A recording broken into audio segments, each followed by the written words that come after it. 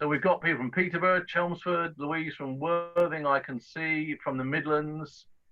This is great, all over the country, South Norfolk, Yorkshire, Manchester Trades Council, Isle of Wight. So we're really covering the country. Excellent. Okay, I make it to 2 minutes past 7. It's time for the Radical History School Tuesday night session. It's my great pleasure tonight to introduce someone who's become a great friend of mine, well, a friend of mine anyway, Steve Poole. Steve Poole is the Professor of History and Heritage at the University of the West of England, Bristol, and he's also the Director of the Regional History Centre. And Steve's going to talk to you tonight about whose heritage is it anyway, commemorating radical movements. And Steve, I'm quite happy to hand over to you now. Okay, let me do my sharing screen. Yeah.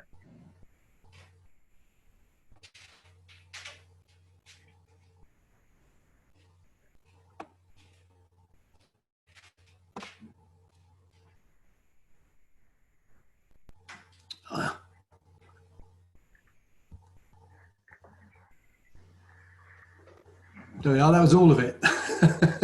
In reverse. That was all of it, yeah. Bye. Okay, right, yes. Well, thanks for coming, everybody. Right, let's kick off. What's the difference between heritage and history, would we say? Heritage is sometimes described as the way we use the past in the present. It's something that helps us to shape our collective identity. It binds us together. It's a sort of social glue. What does it do? It protects our traditions, our customs, underpins our life. But according to writers like Laura Jane Smith, heritage is often presented to us with deeply conservative trappings, shaped by what she has called an authorized heritage discourse. She defines it here in a really marvelous book called Uses of Heritage, published in 2011. The authorized heritage discourse that animates what is chosen as heritage in the West, deifies the great and the good, the beautiful and the old, the comfortable and consensual. It also ignores or disdains people, places, artifacts and traditions that are not associated with the cultural elite and recall uncomfortable or dissonant heritage. And if there is an authorized heritage discourse, we really need to get a grip on it, don't we? Because as the authors, one of Laura Jane Smith again, and two other authors say in this equally marvelous book, we know that people have used heritage for the control of the past and the present for at least as long as there has been writing. So there's a battle over heritage. And it's been an historical one. And for British reform and protest movements, I'd argue it's been a very necessary one.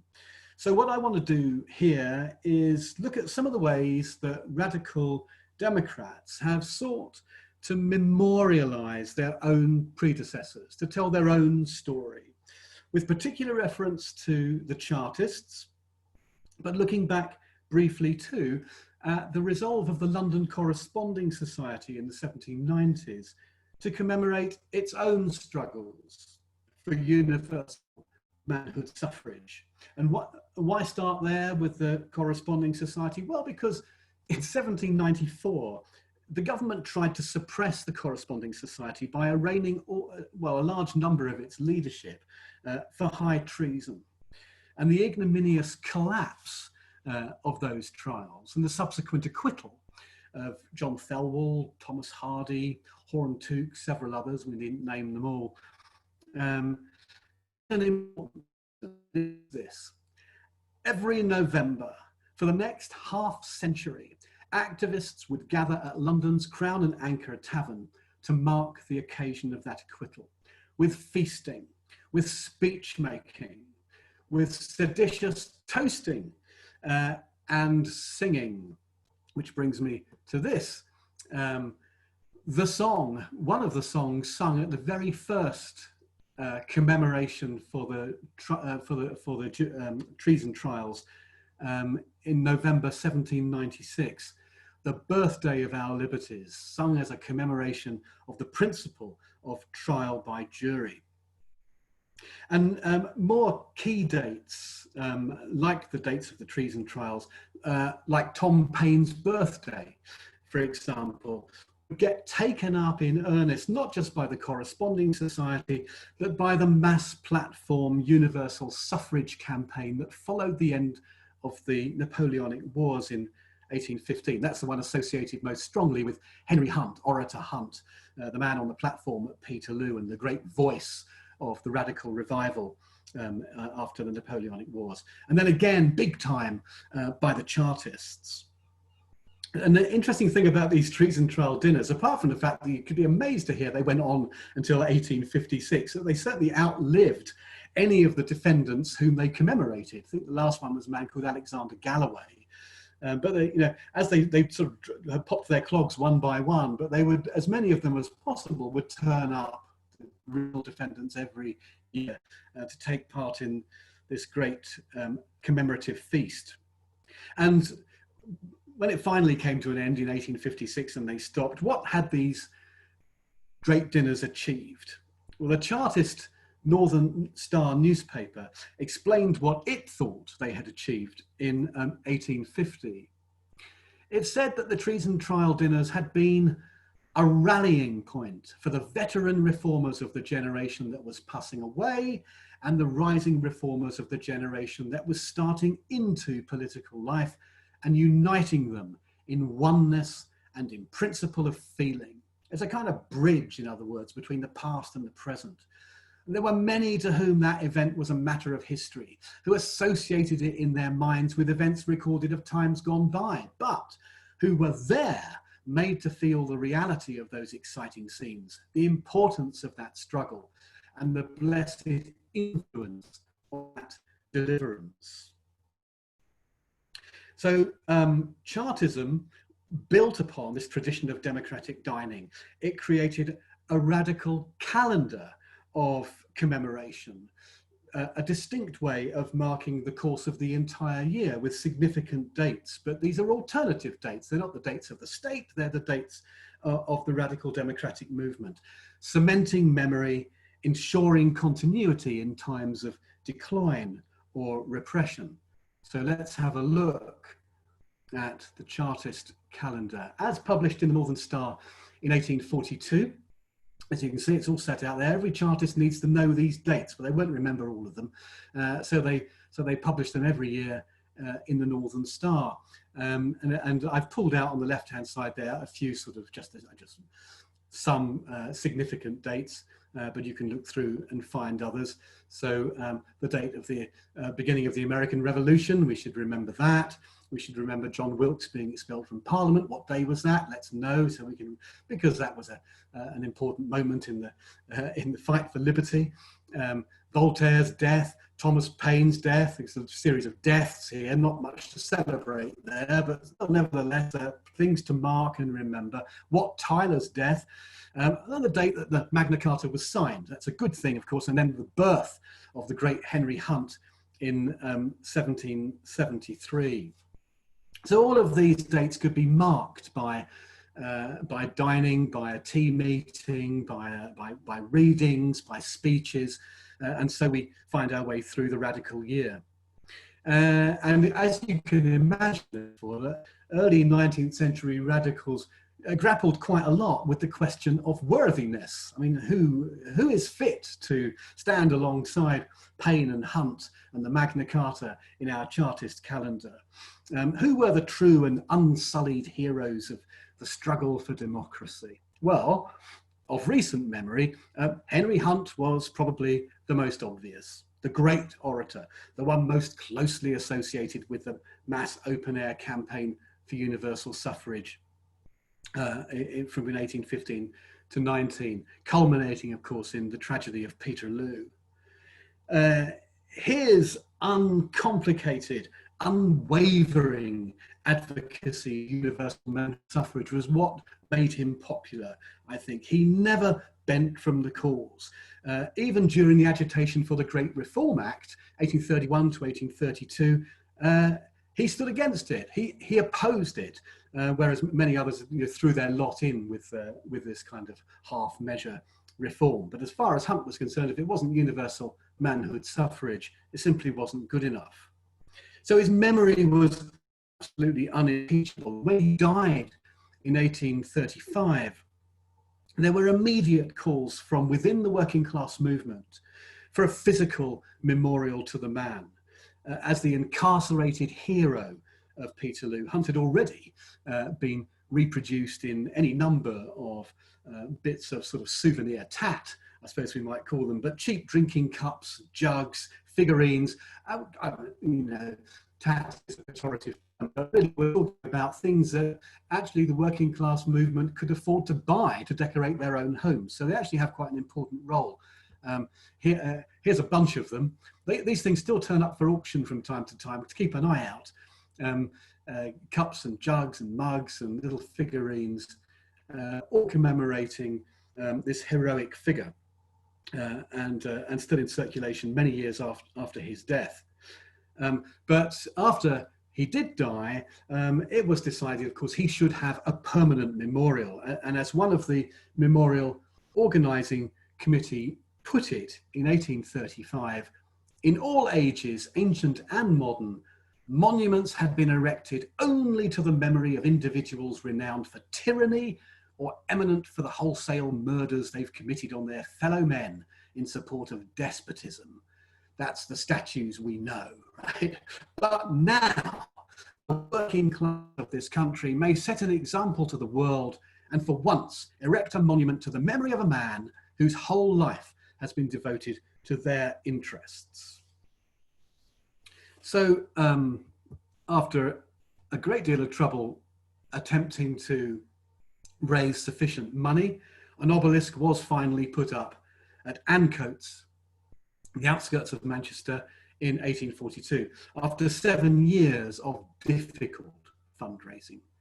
And even then, it was never completely finished. You see the little classical figure standing at the top there as a classical representation of Hunt himself.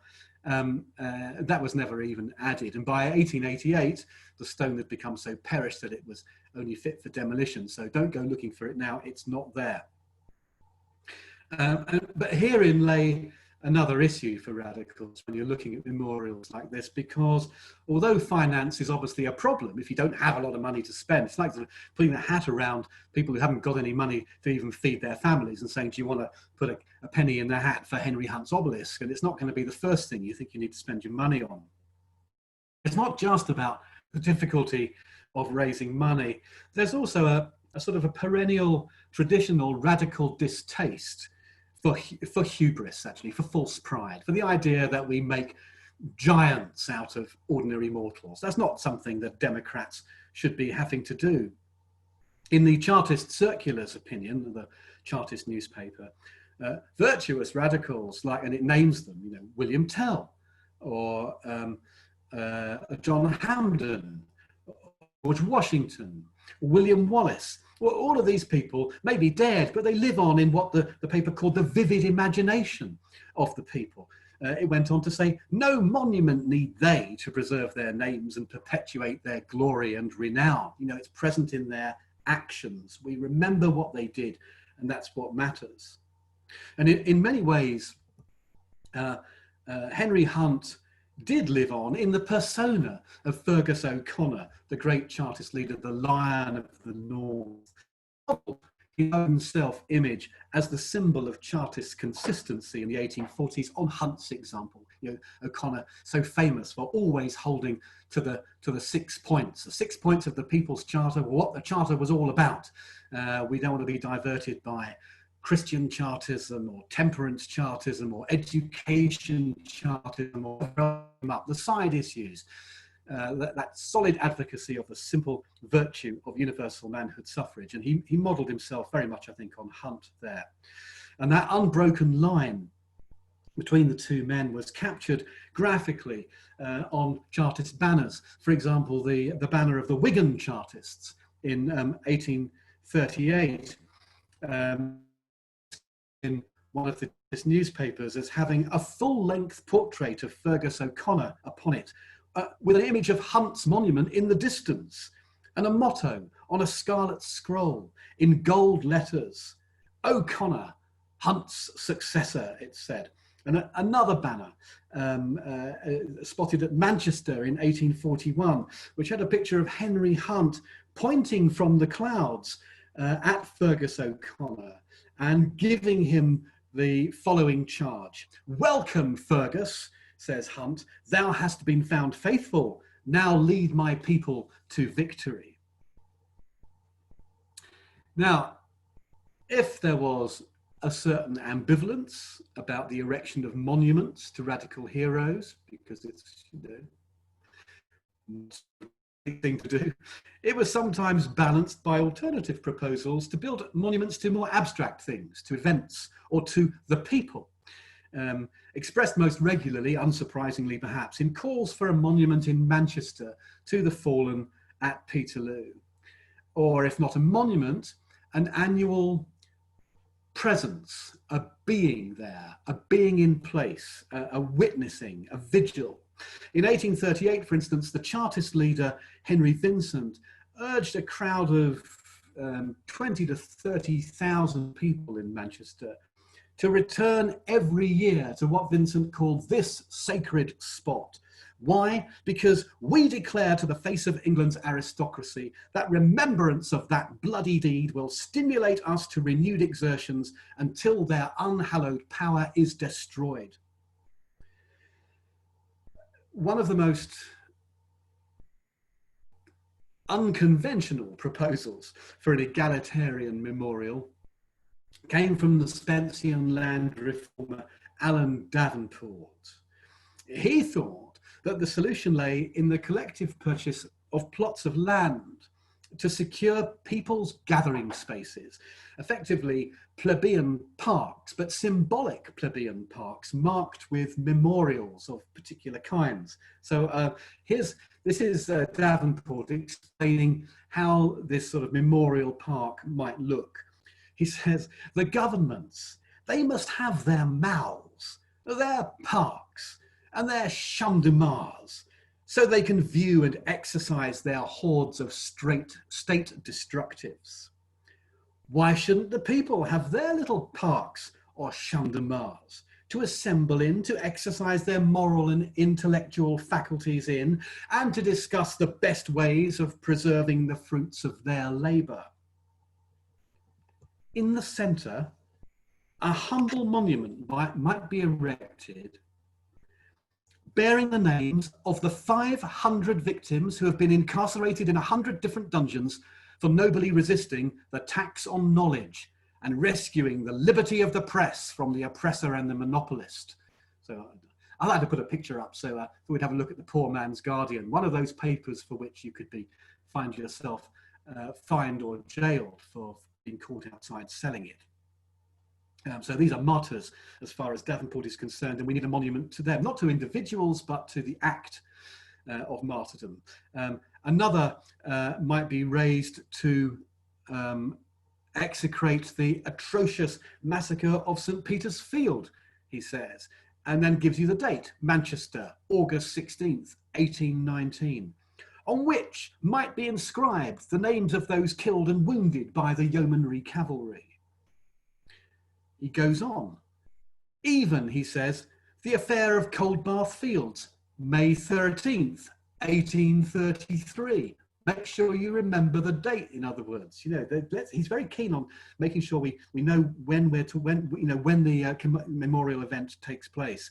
This would not be an unworthy monument if the devices were well arranged, he says.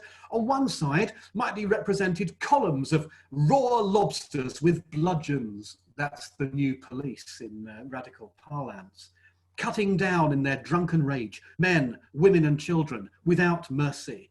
And on another side, Lord Melbourne, the now Prime Minister, peeping through the window of the House of Correction to inspire his bloodhounds with courage to go on with their slaughter. And alongside these monuments, Davenport suggests a series of actually ornamental trees and shrubs which symbolise not people once again, but abstract notions, union, liberty, knowledge, social life. I have no idea which shrub represented which great virtue, but if anybody knows, do let us, do spill the beans.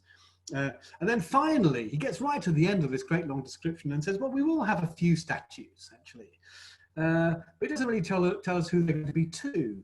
They will simply be to the most worthy among the working classes.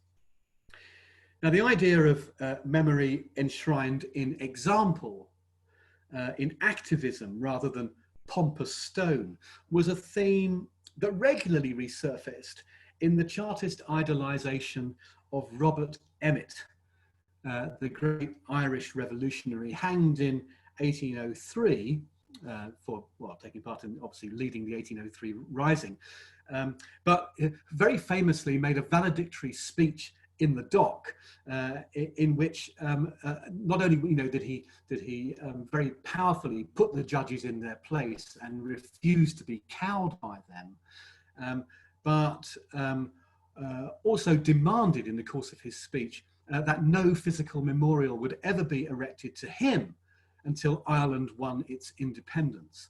So this is simply a great example to set. Our deeds will stand instead of everything else. And this is a magazine illustration that's from much later, 1902, so nearly 100 years after the trial.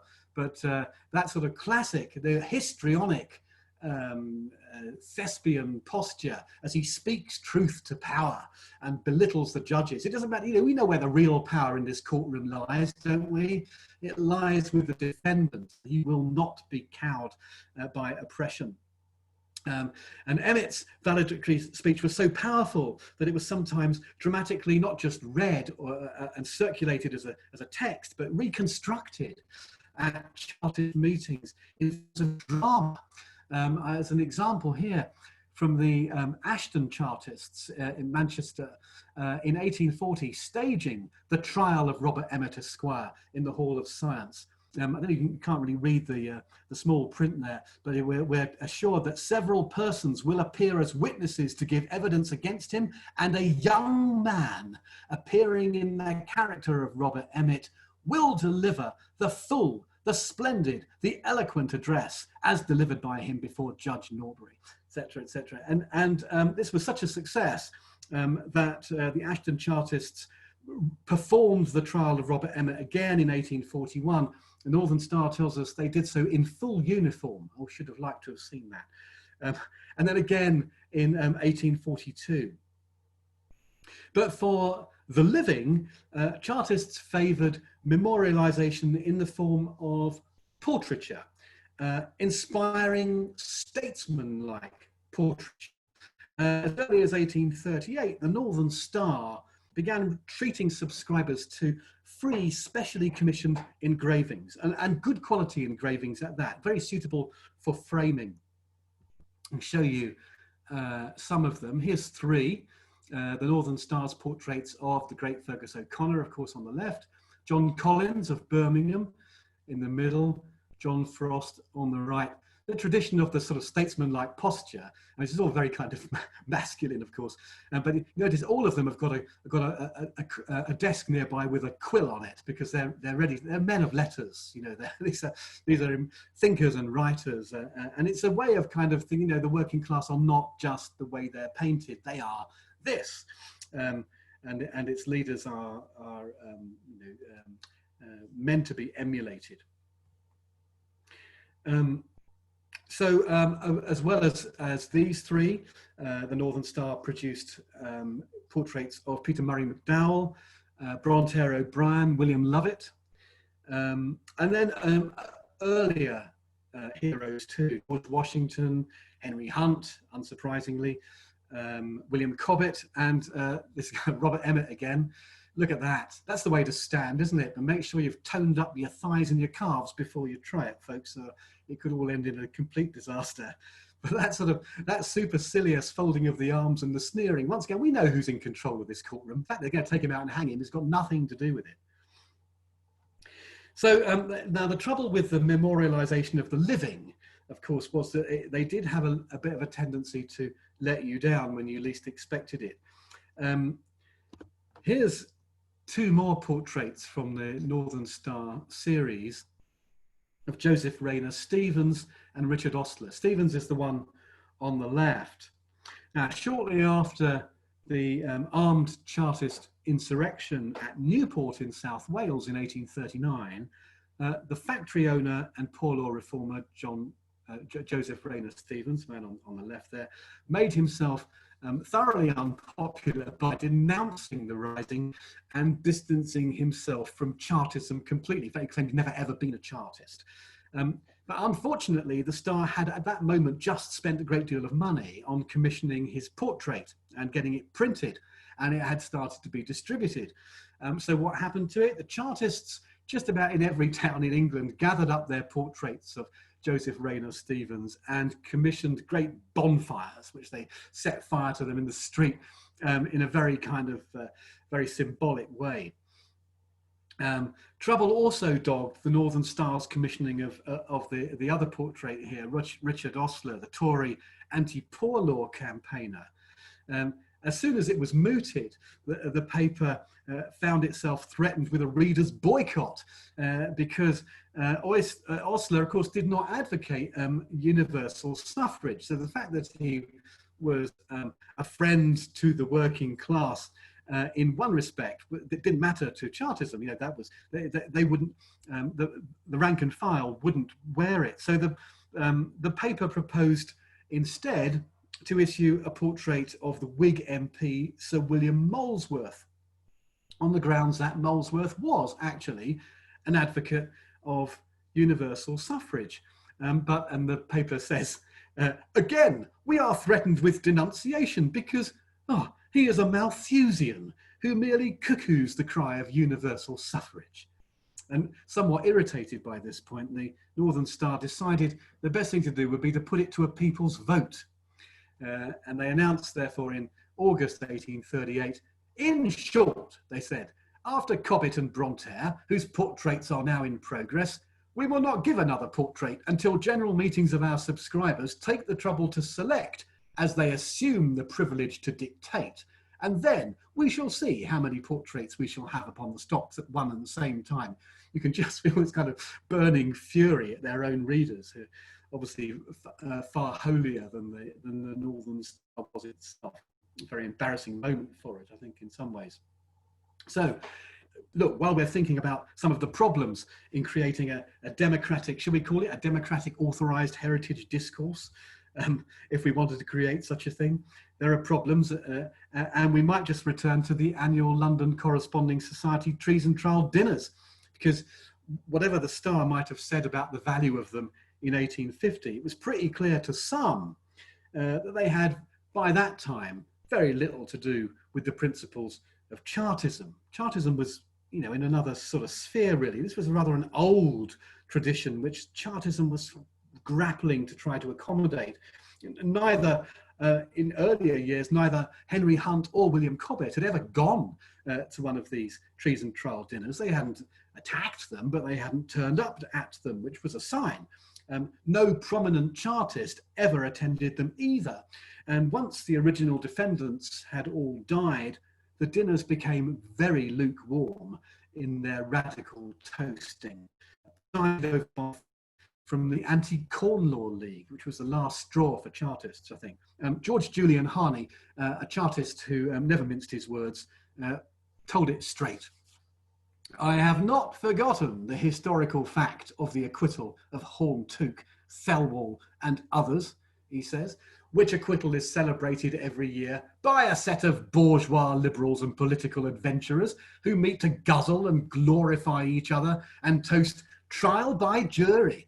The celebration of the glorious triumph of trial by jury is in these times a glorious exhibition of humbug. Trial by jury, like most of our excellent institutions, is a very good thing for the rich and the bourgeoisie. But as regards the poor, they would not be much worse off if they were subjected to trial by court-martial. That's shooting from the hip, isn't it? One or two historical liberal heroes did make it into the Chartist pantheon, most notably the Civil War Republican and parliamentarian John Hampden, who, as you probably know, died fighting the Royalist army at Chalgrove, Newbury in 1643. Well, Hampden was just another of these characters who seemed to represent unshakable principle, noble self-sacrifice. And his acceptability in radical circles was long-standing, actually. In fact, the supporters of the London Corresponding Society in the 1790s were keen on John Hampden. No one ever did him down. In 1793, Robert Southey, the radical poet, had proposed an inscribed monument to Hampden, situated in the very spot where he fell. So the idea was you'd be walking across the common and you'd come across this stone pillar on the spot where Hampden fell, and that would remind you, it's seeing the pillar that will remind you of the sacrifice. Art thou a patriot traveller, it would say? Dost thou boast loyal ardour? Hampden perished here, the rebel Hampden, at whose glorious name the heart of every honest Englishman beats high with conscious pride. Of course, Southey let us down later on too, didn't he? But he had his radical moment. Well, later on, the Chartists even supported a project bankrolled by two Whig grandees, the Duke of Bedford and Lord Nugent, to erect a memorial to Hampden on just those lines, not with Southey's verse on it, though. On the spot in Chalgrove Field for the bicentenary of Hampden's death in 1843. Here it is, still there. And I think, you know, that alone suggests that Hampden was a man of a very fluid identity, because he could appear as a principled Republican to the Chartists, or a defender of the rights of Parliament to Bedford and Nugent, who unsurprisingly were not principled Republicans themselves. But the Chartists were also smart enough to smell hypocrisy in the Whigs' picky veneration of only some of those who took up arms against government in a worthy cause. Look at this. If taking up arms against the crown was the right thing to do in the 1640s, Chartists might argue, why was it the wrong thing to do at Newport in 1839? So in the Newport Rising, November 1839, at least 22 Chartist insurgents were shot dead in a confrontation with soldiers at the Westgate Hotel, when the Chartists of South Wales armed themselves and marched into the town to confront authority. In 1845, the jailed Leicester Chartist, Thomas Cooper, whiled away the days writing an epic poem, The Purgatory of Suicides. Hampden was a worthy hero, Cooper argued, but how was his sacrifice any greater than John Frost's, the man who led the march on Newport, or any of those killed by the military? Why were the Whigs in government ready to revere the memory of Hampden, but condemn John Frost to death for high treason? Answer, humbug heritage, I think, but that's not the word he would have used. Here's Thomas Cooper in The Purgatory of Suicides, telling us what he thinks. Noble as Hampden's struggle was, it was actually less noble than Frost's. Hampden drew the sword and threw away the scabbard to overthrow high tyranny in government and religion. But his mind, large and comprehensive as it was, did not design the enfranchisement of every Englishman arrived at the age of manhood, which of course the Chartists did, as John Frost did. And Cooper then contrasted Hampden's death with the killing of one of the Newport martyrs, 19-year-old George Shell, who loaded and fired his piece 3 times with the greatest intrepidity before he fell in the streets of Newport. We do not write history like the glorious old Greeks, or the memory of such a hero would not be lost. Let me remember that Lord Nugent, to whom all honour, has had the moral courage to exert himself, and successfully, for the erection of a column on Chalgrove Field at the bicentenary of Hampden's death. May not another noble be found in November 2039 to commemorate Shell's fall at Newport, with equal earnestness. Yeah, I know what you're thinking. 19 years to go. Shall we have a whip round?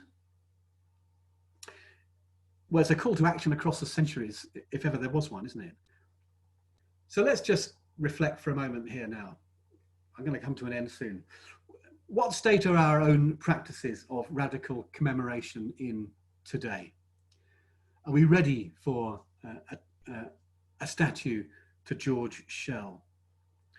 On the face of it, well, it's pretty healthy, isn't it? There's big annual gatherings to commemorate Peterloo. This is the 2015 annual gathering, I think. Newport, torchlight parades. That's last year's Newport Rising commemoration. The Levellers, of course, not just the band. And obviously, the Tolpuddle Martyrs. And lots of smaller, locally organised events like Thomas Helliker Day in Trowbridge. And it's arguable, of course, that actually what all these things have in common is the commemoration of defeat. Or shall we call it defeat as victory? Fortitude praised as success, as Hilda Keane once put it. Well, hang on, you know, it's worth remembering, isn't it, that that though the London Corresponding Society Treason Trial dinners, the Tom Paine's birthday celebrations, all part of the radical tradition. These were celebrations, these were not martyrdoms. And let's also remember, as if I need to remind you, the Tolpuddle Festival is a celebration of the trades unionism that was strengthened by the martyr's story. And it is not just some sort of wake for George Lovelace. So there is, I think, to argue that as one might, I guess, that all we seem to be able to do is celebrate defeat or commemorate defeat is not really fair. But is it true we're better today at remembering martyrdom and defeat than we are at celebrating success? That's an open question. We could discuss it. Either way, look, remembrance matters because we live in a fragile democracy. We really ought to remember, didn't we, how it was fought for. Many of us still suffer from varying degrees of amnesia over our own democratic history. I mean, how did we become citizens? Are we all agreed on how we became citizens? Are we even agreed that we have become citizens? How can we continue to build our own heritage from below? Here's Smith, Shackle and Campbell again from the Working Class Heritage book, and a lovely photograph from the Chartist Bridge in South Wales. Only South Wales would actually put up a statue, an insurrectionary Chartist carrying a pike as he marches towards Newport. Whatever heritage does, they say, it will always be highly political because heritage is itself a resource of power.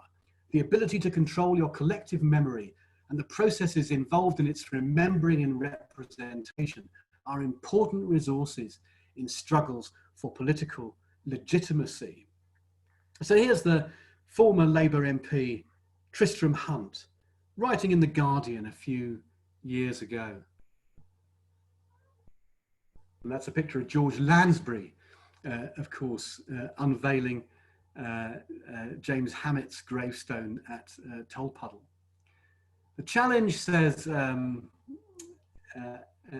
Hunt, is to keep up the pressure and ensure that these awkward, dissenting, seditious parts of the British past, and with them the ideas, movements and people that inspired them, become central components of our island story. And that means taking these stories out of academic journals and scholarly monographs into the world of public history, heritage, even tourism, realm historians often feel uncomfortable in. That is obviously historians, not the ones that come to the Tolpuddle radical history school. That is the only way to help change the terms of public debate, and with it, how the British peoples see their pasts. Or finally, as the Barnsley Chartist A.W. Maudsley put it in 1839, all men in all countries who have fought for liberty against the tyrant's band have been branded as traitors, and many have died in ignominy. Wallace, hanged and quartered. Washington, called a rebel. Hampden, persecuted.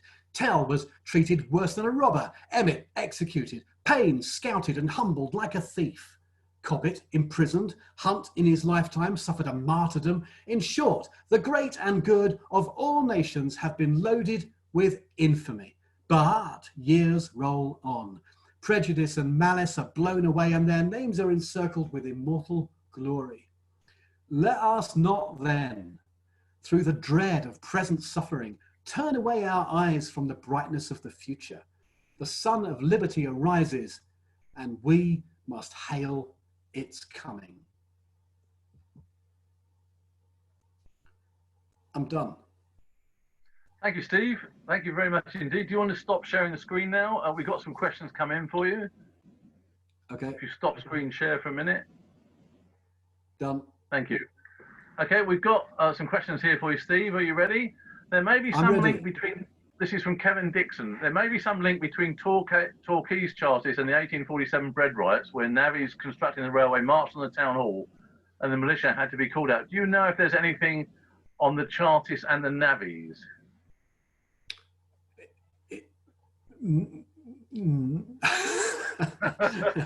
No. I'm not thinking of it, Steve. That's an honest answer there, Daryl. I mean, I think we can assume that navvies in the 1840s would have been fairly well politicised. So, and I would expect, especially with a great number of them being from Irish extraction, I would expect them to be politicised and very sympathetic to Chartism. But I don't personally know. No. No, I don't know either. Well, someone needs to find question out. here, which we might. Yeah, you might answer very quickly. How do we get the people to uprise again? I've been waiting for some time, says Jen Underwood. Yes. Well, I do my best. I agree. What can we do? So do I. And then Dave Steele, who is a presenter, presented last year and has taken part in one of these Tuesday evening sessions, says, great talk, thanks, Steve. I'm interested in the way O'Connor was positioned by his own paper, the Northern Star, as uncompromising as Hunt. O'Connor, of course, did eventually capitulate, though both were popular with the public in their own way. Each was arguably controversial and divisive amongst the co-leaders of reform. Could you say a little bit more about these two men? Hunt and O'Connor? Yeah.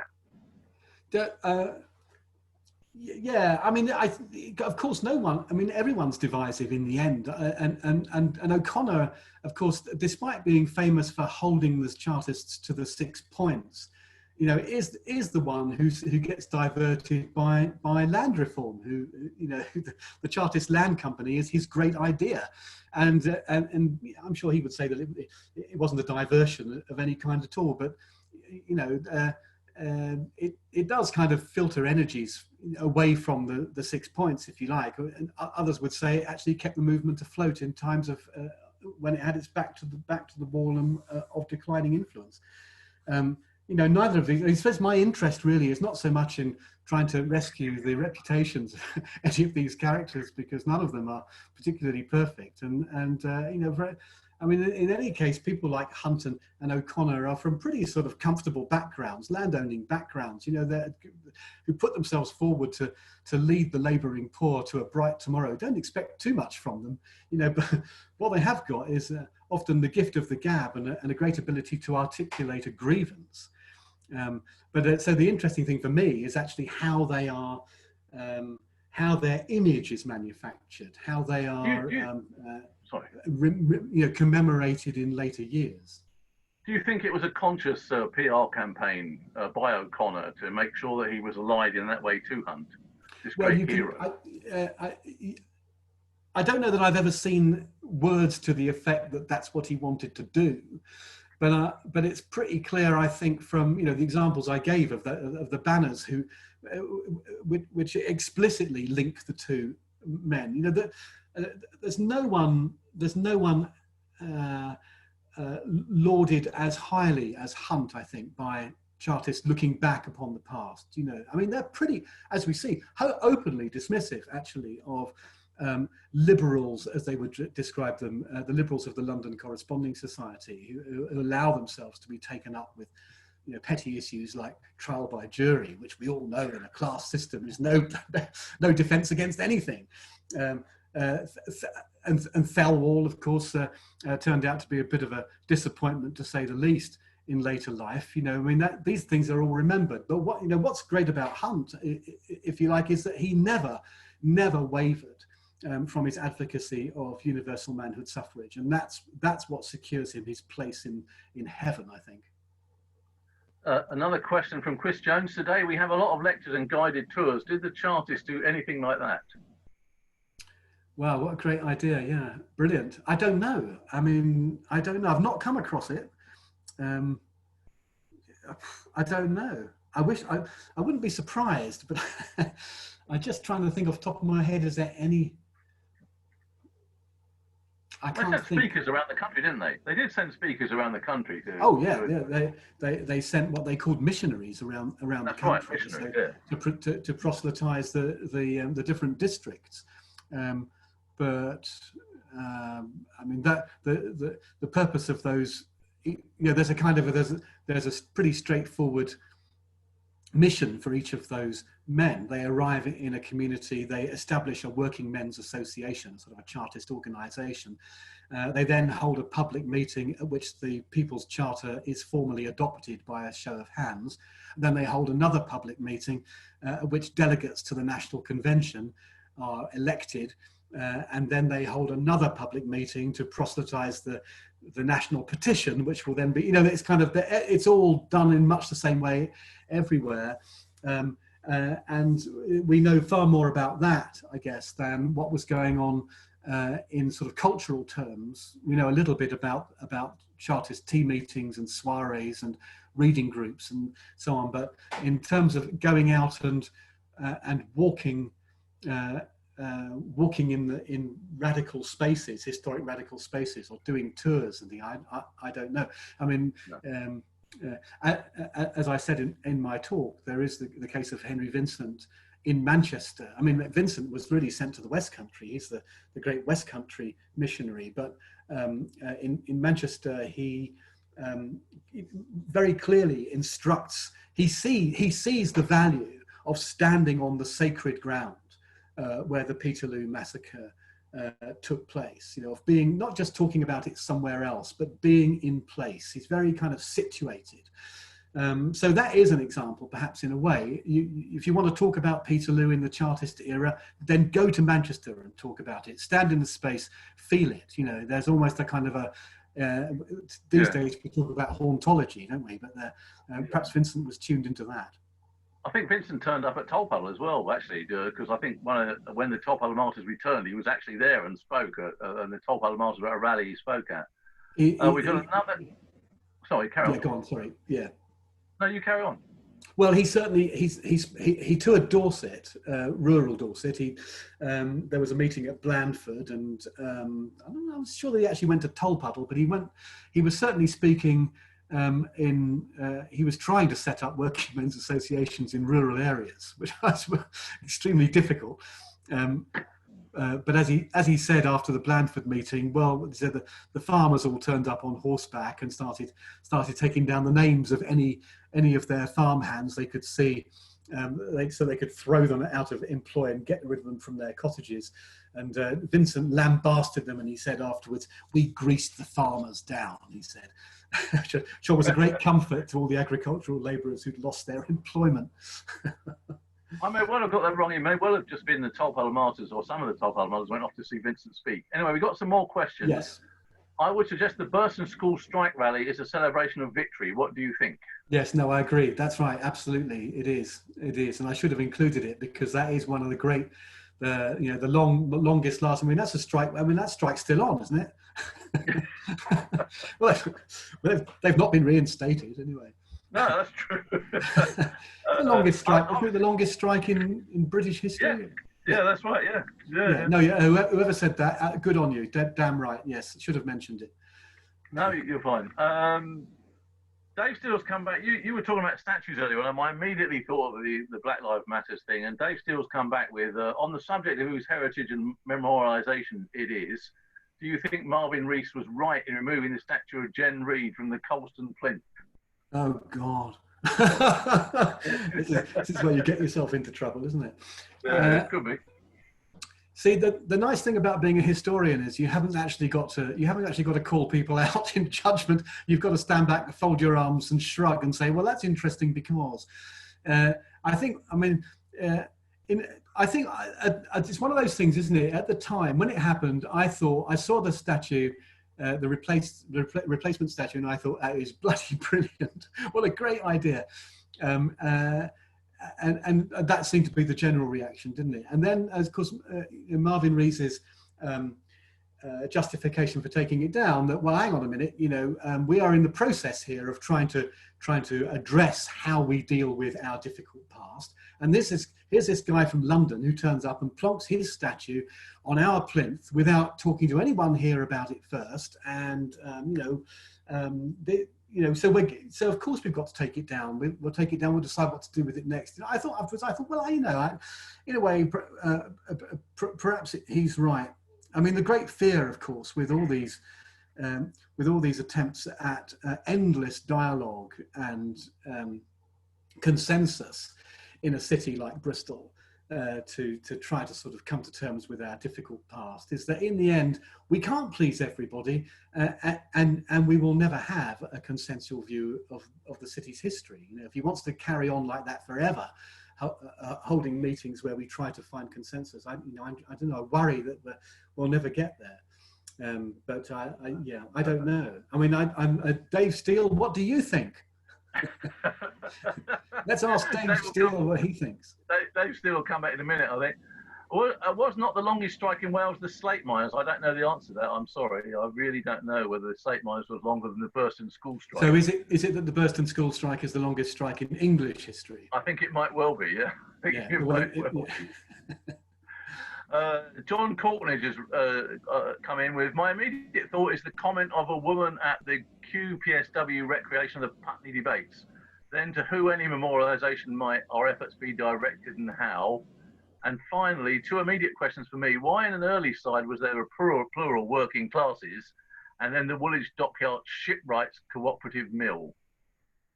I'm not sure I understand that, John, but... I'm not sure. It's a long question. It is. There's two questions there. I think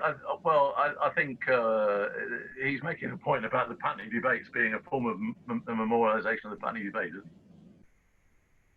Should we leave that one? We'll leave that one. Andy Lillington, great talk. Thanks, Steve. Do you think there is a problem in finding an appropriate way in which to commemorate the radical past? The mugs of Henry Hunt made me wonder what the modern day version might be. Have you any suggestions? Oh. Thank you, Andy. Modern suggestions. Yes. Well, it's got to be something digital, hasn't it? The modern suggestion is a digital thing, because they're cheap to make and they're easy to use. They're accessible. So some sort of downloaded digital. We play around with digital media in radical history, don't we? So there's a Tolpuddle Martyrs app, isn't there? Guides you around the village. But I don't know whether that may not be entirely what he meant. If he means material culture, objects, what would be? I don't know. Why do people ask me these mad questions? I ask you, Andy, what you think a material object of commemoration should look like in the 21st century. I like mugs myself. I still buy mugs.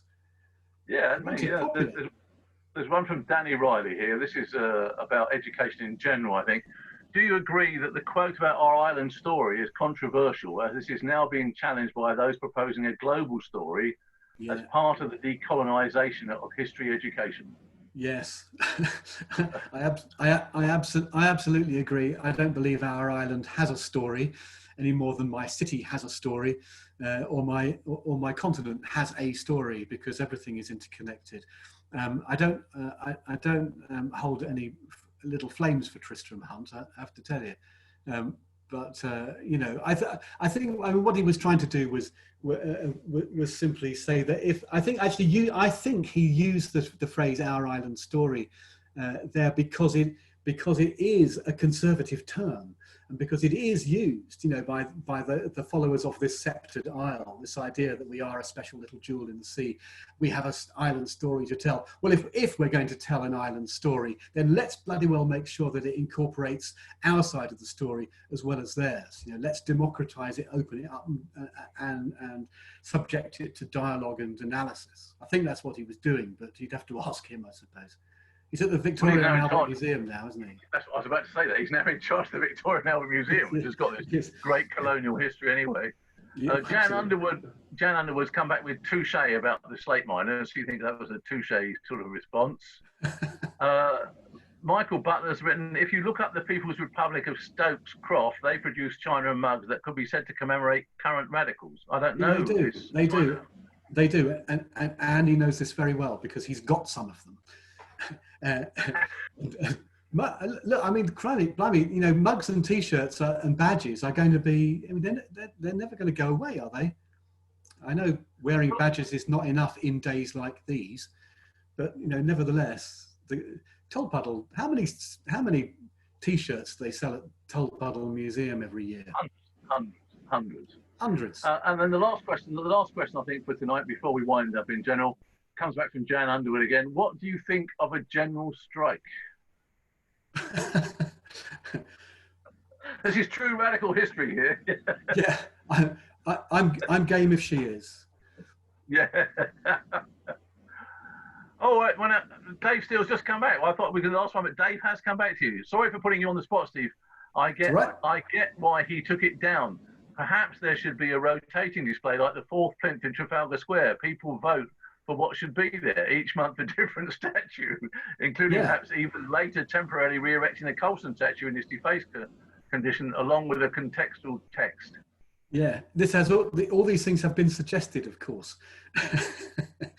but we'll have to wait at least 6 years for Marvin's History Commission to come up with an answer. So, you know, don't hold your breath.